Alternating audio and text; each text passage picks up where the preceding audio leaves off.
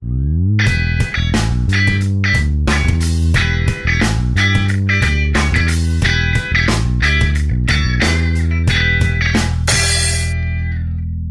aula passada nós vimos sobre os minerais. Hoje nós vamos ver os processos formadores de rochas, né?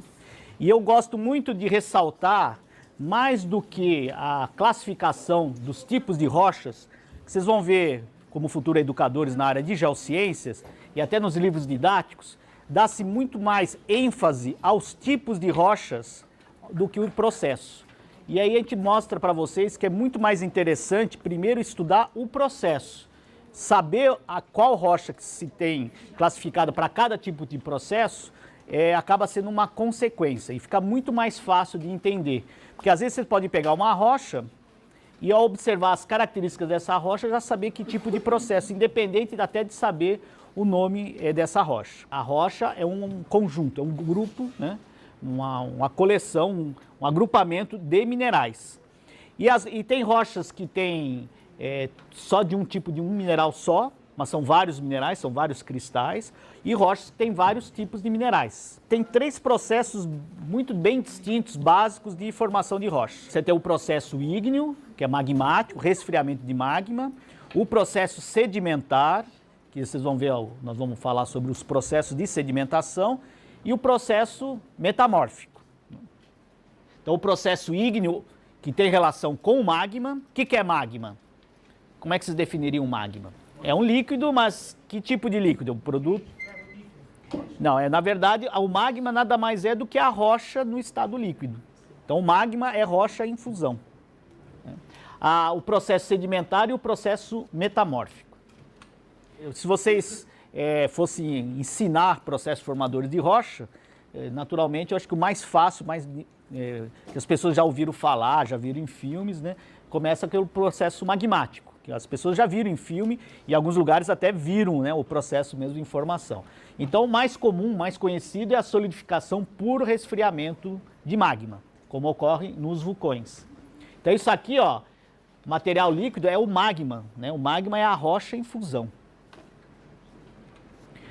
Nós temos alguns exemplos de vulcão no Brasil, mas são vulcões antigos. As ilhas de Fernando de Noronha são um arquipélago de ilhas vulcânicas e ali tem o registro mais próximo do recente, do presente, de atividade magmática por volta de 1 milhão de anos. Até em termos geológicos é pouco, mas ali tinha vulcão ativo por volta de 1 milhão de anos atrás. Depois disso nós não temos mais nenhum registro de vulcão ativo aqui no território brasileiro. Pelo que vocês já viram na aula de tectônica de placas, tectônica global, tem uma explicação disso. Por que não tem nenhum vulcão ativo no território brasileiro? Ele está no meio de uma placa. Porque nós estamos bem no meio de uma placa tectônica e esses processos de atividade vulcânica, terremotos, ocorrem aonde dentro da tectônica global? Nos limites das placas tectônicas, né? No meio de uma placa tectônica, a atividade geológica é mais estável. O processo sedimentar, a típica característica de uma rocha originada pelo processo sedimentar, são esses planos, né? Esses planos geralmente planos horizontais, mas nem sempre, nós vamos ver que tem planos também inclinados de forma natural. E esse plano horizontal das rochas sedimentares a gente dá que nome? É uma estrutura.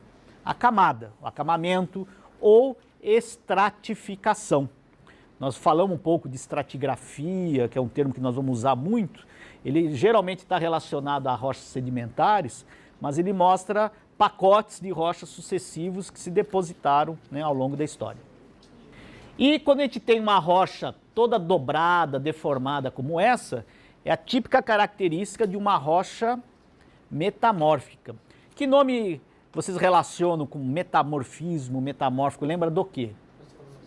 A transformação, mas isso até em ciência, nós tivemos aula, a gente vê um processo desse na natureza. Qual que é? A metamorfose, que é a transformação da larva, né, e numa borboleta, que é uma transformação.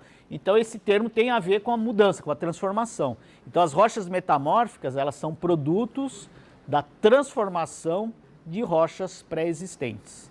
Então tem uma relação interessante. Para ter rocha ígnea ou rocha magmática tem que ter o quê? O que tem que ter antes da rocha? Uma outra rocha. Mas essa outra rocha ela tem que passar por qual processo? Magmático. O magmático, que é ela entrar em fusão. Então, para você ter uma rocha ígnea, qual é o material imediatamente antes da formação dela que você tem que ter? O magma. Tem que ter um magma. Então, as rochas magmáticas são produtos do resfriamento do magma. Para ter uma rocha sedimentar, tem que ter o quê? Sedimento, que são os grãos, os clastos. E para ter uma rocha metamórfica, tem que ter o quê antes? Outra rocha. Né? Então, por isso que até na sequência, a gente sempre explica as rochas magmáticas, né, as rochas ígneas, depois as rochas sedimentares e deixa as rochas metamórficas como o último processo para explicar. Fica um pouco mais didático. Né? Então, quer dizer, a rocha metamórfica tem que ter uma rocha anterior que vai dar, por processo de aumento de pressão e temperatura, ela se transforma. Uma rocha original, ela pode ser tanto ígnea quanto sedimentar, ou até uma outra rocha metamórfica, para se transformar em metamórfica. Mas tem que ter uma rocha, né? Essa é a diferença. Então, o processo ígneo. Típico vulcão, você tem uma câmara magmática em profundidade, o magma, né, que é a rocha em fusão, ela encontra passagens, que seriam fraturas, qualquer descontinuidade na crosta, e ela vai atingir a superfície. Vai formar derrames de lava, que é o magma mais viscoso, mas junto com o magma sempre vem muito material gasoso e líquido, e acaba sendo uma atividade, às vezes, altamente explosiva, porque o gás leva essa explosão e leva grande quantidade de material para a superfície. Vocês vão ver isso na aula específica sobre rochas vulcânicas. Inclusive hoje as cinzas vulcânicas, né, estão na mídia, porque o que aconteceu recentemente em umas atividades vulcânicas intensas lá na região da Europa. Essa cinza vulcânica, que é uma poeira que o vulcão joga para a atmosfera, ela tem cristais de sílica, que é a mesma composição do mineral quartzo, só que ele não está no arranjo cristalino perfeito, é como se fosse um vidro vulcânico. E isso, entrando na turbina do avião em função da alta temperatura, ela pode vitrificar e paralisar, né, travar a turbina. Então, por isso que eles paralisam os voos quando tem grande atividade vulcânica e grande material de cinza vulcânica na atmosfera. Nós tivemos registros no território brasileiro de grandes atividades vulcânicas. Uma delas, essa aqui é a paisagem na Bacia do Paraná. Lembra um pouco aquele vale do Itaimbezinho, no Rio Grande do Sul, que tem uns canyons. E aqui, de qualquer forma, dá para a gente ver a formação em pacotes. Isso aqui não chegam a ser a camadas de rochas sedimentares, mas isso aqui são sucessivos derrames de lava, material magmático, que cobriu grande parte do continente, não só sul-americano, mas quando a América do Sul estava junto com a África, e teve um extenso derrame de basalto 130 milhões de anos atrás, quando a América do Sul começou a se separar da África. Quer dizer, quando começou essa separação desses dois continentes e formação do Oceano Atlântico, esse relaxamento da crosta, que a gente fala que é uma distensão, ela promove a abertura de fraturas, e essas fraturas permitiram a subida de grande quantidade de magma que foi extravasando lentamente. Então, uma escala continental, centenas e centenas de quilômetros, tudo coberto por lava, por magma, que depois solidificou e formou uma rocha que é muito característica de atividade vulcânica, que vocês vão ver hoje na aula prática, que é o basalto. E esse basalto, apesar de ser uma rocha preta, muito dura, ela é muito suscetível, né, muito frágil à ação do intemperismo. Nós comentamos com vocês a alteração da rocha, né, quase que podemos dizer que é um apodrecimento, né, mas o termo não é correto, mas a rocha ela se intemperiza por ação da água, ação de micro-organismo, e ela se transforma, qual é o produto do intemperismo? A rocha se altera e se transforma em solo. Então essas regiões de basalto, onde teve um grande derrame de basalto, elas são geralmente áreas de terreno, de solo muito fértil. Vocês podem ver onde tem solo de alteração de basalto, tem intensa atividade de agricultura. Nós vamos mostrar um mapinha, vocês vão reconhecer essas regiões onde são regiões de intensa atividade agrícola. E aqui é interessante que vocês percebem que no topo de que seria de cada derrame, acaba tendo mais vegetação. Isso porque no topo do derrame, o magma tem muito gás, acaba ficando como se fosse uma espuma no topo do derrame. E esse material com mais vazios é o que a gente chama da pedra pome, que ele é bem poroso. e é mais frágil, ele altera mais fácil para a formação de solo. Então, no topo do derrame, tem essa tendência de formar mais solo. Por isso que vocês vão ver, dá até para contar quantos derrames ocorreram. E essa rocha, o basalto, teve a característica também de formar umas bolhas em função do gás, e dentro dessa bolha, cheia de água com sílica dissolvida, começa um processo de crescimento de cristais de fora para dentro, que vai formar o que vocês já viram que tem um monte de cristais? Os geodos, né? Então, essa é a explicação da formação dos geodos, aquele do quartzo roxo, que é a ametista, ou até o quartzo branco, várias formações, e também daquela, como é que chama aquele material de sílica zonado, não tem um cristal tão desenvolvido quanto os geodos de quartzo, mas tem cores diferentes, vermelho, preto. A ágata. Então tem que já associar a ágata de basalto, que são aquelas estruturas bem concêntricas, que o pessoal tem o costume de cortar em placas, né? Fazer aquelas coisas que ficam batendo no vento, fazendo barulhinho lá. A questão esse derrame de basalto aqui no sudeste, até Argentina, Paraguai, ele é extenso. E o rio Paraguai, o rio Paraná, ele corta esses derrames e forma belíssimas cachoeiras, como as cataratas do Iguaçu. Então as cataratas do Iguaçu nada mais estão erodindo e formando uma erosão remontante, né, que estão vendo essa garganta, ela tende a ir para montante. Isso tudo são basaltos de derrame, né, que a gente dá o nome para esse pacote, a gente dá o nome de Formação Serra Geral. São extensos derrames de basalto aqui no nosso continente.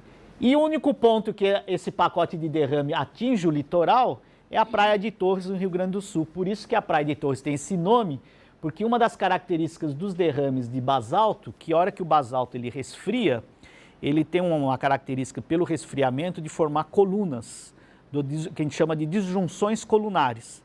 Por isso que forma esse aspecto de torres, né? E deu o nome à Praia de Torres. É o único ponto em que esse derrame, né, o pacote de basalto, por erosão, ele aflora e atinge até a costa. Mostrando o mapinha aqui, ó.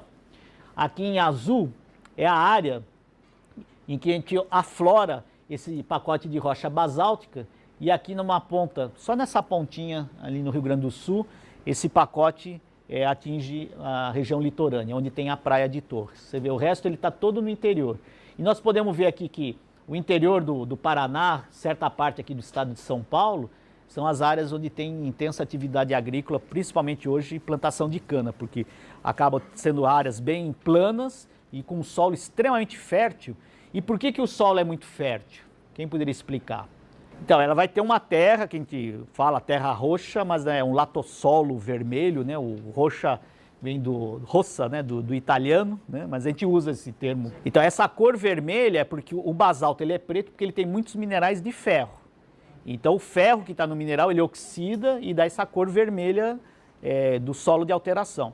Mas o fato do basalto ser uma rocha que ela se intemperiza fácil, ela está continuamente sendo intemperizada, então continuamente ela está disponibilizando elementos químicos para o solo, como se fosse uma fertilização natural. O fato dela já ter alguns minerais, uns elementos químicos propícios para desenvolvimento da vegetação, mas o fato do basalto ser uma rocha que se intemperiza muito fácil. Ao contrário de algumas outras rochas que são mais resistentes ao intemperismo. Então, por exemplo, o granito, que vocês não conheceram ainda, mas vocês vão ver, é uma rocha cuja mineralogia é quartzo, a mica e o feldspato. E são minerais relativamente resistentes ao intemperismo. Então, ela é uma rocha que, se ela ficar exposta, ela resiste mais ao intemperismo. Por isso que ela é muito utilizada como rocha ornamental. Ao contrário do basalto. O basalto não é uma rocha boa, porque a hora que ela fica exposta, ela se altera, né, se intemperiza. As cuestas, né, uma feição do relevo, porque justamente aqui, ó, aqui está São Paulo, a Castelo Branco é uma estrada que vai para o oeste. Ela vai cortando essas camadas, esses pacotes. Esses pacotes de rocha, eles estão aqui mergulhando para o interior.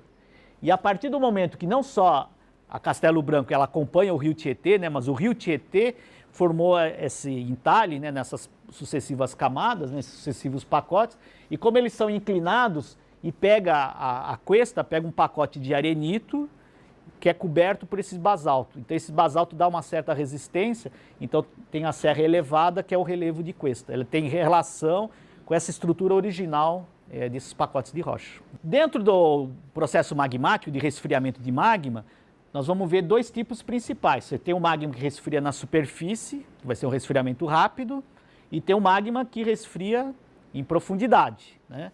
E como é que vai ser o produto final da rocha? Como é que vocês imaginam que a rocha de solidificação de magma na superfície vai ser igual àquela solidificada em profundidade? Não. Como é que vocês acham que vai ser os cristais, o tamanho dos minerais na rocha que forma em superfície? Vai ser grande ou pequeno? Ou o contrário, o magma que resfria em profundidade, como é que ele vai ser? E em profundidade o resfriamento vai ser mais rápido ou vai ser lento? É lento. Se o processo de resfriamento é lento, como é que vocês acham que os elementos químicos vão se arranjar? Vai ter tempo para eles se formar? A tendência é formar minerais bem formados ou não, em profundidade? Então, o resfriamento de magma em profundidade tende a formar minerais mais bem formados, maiores, enquanto em superfície é um resfriamento muito rápido, né? Então, vamos ver a diferença entre esses dois. Então, o processo ígneo vulcânico, que ocorre na superfície, tende a formar rochas assim, que você não vê os minerais, né? Vocês vão ver, dá para ver algum mineral aqui? Só vê o aspecto da rocha, não tem nenhuma orientação, os minerais são praticamente invisíveis a olho nu, né? Esse caso aqui é o basalto, que vocês vão trabalhar na aula prática, que é o típico produto de resfriamento de magma em superfície, né? Dos vulcões, dos derrames. Isso aqui é um riolito, que é uma rocha vulcânica também, formada na próxima superfície. Vocês estão vendo que já tem uma cor diferente, né? O basalto tende a ter aquela cor mais preta. Essa aqui tem uma cor mais clara, né? Tende a ter um avermelhado, algumas cores brancas, que vem do deus das profundezas, do interior, que é Plutão. Então, as rochas plutônicas. E no caso aqui, nós temos o maior exemplo de rocha plutônica, são os granitos. Olha o tamanho aqui dos minerais, aqui pela escala de 3 a 4 centímetros. Os minerais aqui, uns vermelhos, quase 1,5 centímetros, alguns minerais brancos, né? Então, isso mostra que esse magma, ele foi cristalizado muito lentamente, ao ponto que deu tempo de formar esses minerais. A cristalização desse magma é coisa de 15, 20 quilômetros de profundidade. E geralmente formam corpos muito extensos, muito grandes, corpos de granito, como esse aqui nós vamos visitar, na região de Itu, onde tem um campo desses blocos enormes que a gente chama campo de matacões. Esses blocos grandes, arredondados, a gente chama de matacões. Aí faço uma pergunta, ou não surge essa pergunta para vocês. Se essa rocha se formou a 15, 20 quilômetros em profundidade, por resfriamento de magma, como é que elas estão na superfície? Como é que vocês... Não. E a erosão do quê? Das rochas até, né? As rochas, ou seja, ela formou em profundidade, mas para ela chegar em superfície teve que ter erosão. Geralmente um fenômeno desse, em que pacotes de rocha que estão em profundidade chegam à superfície, é por um movimento que a gente chama de epirogênese, né? Vocês vão ver mais em detalhe esse tipo de movimento, mas eu tenho assim uma forma muito boa para vocês entenderem isso. Vocês imaginarem uma jangada cheia de tijolo. Aí a jangada cheia de tijolo, ela afunda. Aí você vai tirando os tijolos de cima, o que vai acontecendo? A jangada vai subindo e aqueles tijolos, e vai tirando o tijolo. Aqueles tijolos que estavam mais no fundo da jangada afloram. Então esse é o processo que representa muito bem o que seria o fenômeno de epirogênese com a erosão. Vai tirando as rochas de cima e por epirogênese o material todo vai subindo. Então o material que estava em grandes profundidades de 20, às vezes até 30 quilômetros de profundidade na crosta, chegam à superfície. Aqui tem uma figurinha que vai mostrar bem isso, ó. Então você teria um magma, aqui a rocha em fusão, em profundidade, aí o resfriamento lento forma os minerais, e aí todo aquele pacote de rocha que estava em cima por erosão é tirado, e aí aflora o granito que estava em profundidade. Então por processo de erosão e remoção das rochas que estão em cima. Outro tipo de exemplo de rocha plutônica é o gabbro. Essa rocha aqui é a mesma composição mineralógica e química do basalto. Só que vocês lembram lá na figura, o basalto você não vê nenhum dos minerais, né? A cristalização foi muito rápida. E no gabbro teve tempo, porque é um material plutônico, é um magma em profundidade, deu tempo dos minerais irem se formando, né? Então, aqui outro detalhe do nosso granito. A característica do granito, vocês viram na aula passada, os minerais. Então, aqui o granito ele tem três típicos minerais. Um que tem essa cor vermelha, aqui não dá para ver na fotografia, mas vocês vão ver nas amostras. Então, esse é um mineral que tem clivagem. Aqui um mineral com aspecto vítreo, ele não tem clivagem. Qual é o mineral que tem um aspecto vítreo, até uma dureza 7, um aspecto incolor? É o quartzo. E tem um mineral preto que solta em plaquinhas bem finas, que tem uma clivagem perfeita, geralmente a cor preta, que são as micas. Então a típica mineralogia do granito é a presença de feldspato, mica e quartzo. Então o granito a característica é uma rocha ígnea, resfriamento de magma, em profundidade, uma rocha plutônica. Apresenta às vezes um ou dois tipos de feldspatos diferentes, que se diferenciam pela cor, mas a presença do hábito prismático e a presença de clivagem. As micas que tem aquela clivagem perfeita, que solta em plaquinhas, e o quartzo, que tem esse aspecto incolor e não tem clivagem. Aqui a gente fez essa composição para justamente mostrar o mesmo tipo de magma, com a mesma composição, dá dois tipos de rochas diferentes, conforme a posição do resfriamento. Se é em profundidade, que é um material plutônico, ele vai ter os minerais bem formados, a rocha vai se chamar gabbro. Se o mesmo magma, com essa composição, chega à superfície e tem o resfriamento rápido, vai formar o basalto, com a mesma mineralogia, a mesma composição. Aqui a relação de um magma em que tem um pouco mais de sílica, vai proporcionar a formação de quartzo e feldspato, em profundidade vai formar o granito e a forma extrusiva vulcânica é o riolito. E às vezes tem aquela atividade vulcânica muito rápida e com muita sílica que forma um vidro vulcânico. Esse aspecto vítreo, né, não é artificial, ele é natural. O magma que tem muita sílica, que é a mesma composição do vidro, no resfriamento rápido vai formar o vidro vulcânico. E uma característica do vidro vulcânico é a presença dessas fraturas. Como é que a gente chama essa característica dessa fratura? Lembra o que aqui, ó? Com essas umas conchas, é uma fratura conchoidal, né? Entendido o processo magmático, vocês vão ter uma aula inteira só sobre rochas magmáticas. Hoje nós vamos falar só dos 3 processos. Então agora vamos falar do processo sedimentar. O processo sedimentar, ele também tem 2 típicos básicos. Quem que me daria alguns exemplos de rocha sedimentar aqui? Do que vocês viram lá no museu? O arenito. Tá. Qual outra rocha sedimentar que vocês dariam como exemplo? O varvito, que é uma alternância, né, de folhelho e arenito. Calcita é um mineral. Eu vou dar um exemplo assim até de o calcário. O calcário é uma rocha sedimentar. Agora, o calcário tem um processo de formação bem diferente do processo de formação do arenito. Vamos começar pelo arenito, que é mais fácil de entender. O arenito é composto do quê? Grãos de quartzo. Porque a formação no arenito é como areia de praia, areia de rio, aquela areia inconsolidada, aquela areia, aqueles grãos soltos, eles são cimentados e viram uma rocha. O calcário já tem uma formação diferente, porque para formar o calcário não teve o transporte, a deposição e depois cimentação de grãos presentes.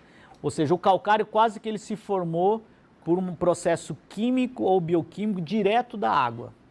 Eu vou dar um exemplo do material sedimentar que até a gente faz artificialmente, que é o sal, os salares. Como é que é feito no Brasil, que tem uma costa, tem um oceano, como é que é feito o nosso sal que a gente usa? Evapora a água. Você faz umas piscinas, entra a água do mar, deixa ali isolado, evapora e forma pacotes. Aquele material de sal, aquela concentração de sal, é uma rocha sedimentar. Então agora, a formação daquela rocha sedimentar é bem diferente do arenito, porque ela é produto do quê? Um produto de um processo químico de precipitação a partir de soluções. Então nós temos 2 tipos básicos de formação de rocha sedimentar. Aquela que tem um material físico, grão de quartzo, que transporta e deposita mecanicamente, e aquela em que a formação vem de precipitação química ou relacionada à atividade biológica, de material em solução, uma solução química, que retira aquele material da solução e precipita na forma do material. Então são esses 2 tipos básicos. Então, aquele clássico que a gente conhece é o processo de você ter uma rocha pré-existente, que é a rocha-fonte, ela sofre intemperismo, forma solo, ela é erodida, aí o clasto fisicamente, mecanicamente é transportado até um local de deposição e ali ele é depositado. Então, são exemplos arenitos. Então, aqui um processo aqui que está acontecendo aqui, você tem uma rocha, um material fonte, a cachoeira, o rio está erodindo, está tirando clastos, né, e está transportando. E essa areia, esse material clássico, vai depositar em algum lugar. Geralmente os fundos de rio ou nas praias. E essa areia de praia, essa areia do fundo do mar, depois com a deposição e acúmulo, ela vai sofrendo compactação e a água que fica entre os grãos, ela tem solução também. Essa solução precipita na forma de cimento, como se fosse uma cola. E ela vira uma rocha. No caso do transporte, pode ser tanto o transporte da água de chuva, erosão e rio, como o transporte por vento, que é muito comum no material sedimentar. E o produto principal desse tipo de processo sedimentar são os arenitos. Sedimento e solo, nós começamos no começo da aula a fazer essa discussão. Sedimento e solo é a mesma coisa? Bom, está escrito aí que não, né? Porque é diferente. Qual a diferença entre solo e sedimento? Que é uma confusão muito comum. Do que nós já falamos, o solo é produto do quê? Intemperismo, alteração de rocha. Se a rocha ela se altera, forma aquele pacote sobre a rocha da rocha alterada, teve algum transporte, algum movimento daquele material da alteração da rocha na formação do solo? Ou seja, eu pergunto para vocês, o solo tem transporte para a formação de solo? Um transporte mecânico? Não, é uma alteração, até tem uma palavra que a gente vai usar muito em geociência, uma palavra bonita, como é que a gente fala? Um processo que ocorre no mesmo local, sem transporte, sem movimentação. Ele ocorreu... Não, a erosão implica a remoção, na retirada. A gente fala que isso é um processo de alteração in situ, né, no próprio local, não teve transporte.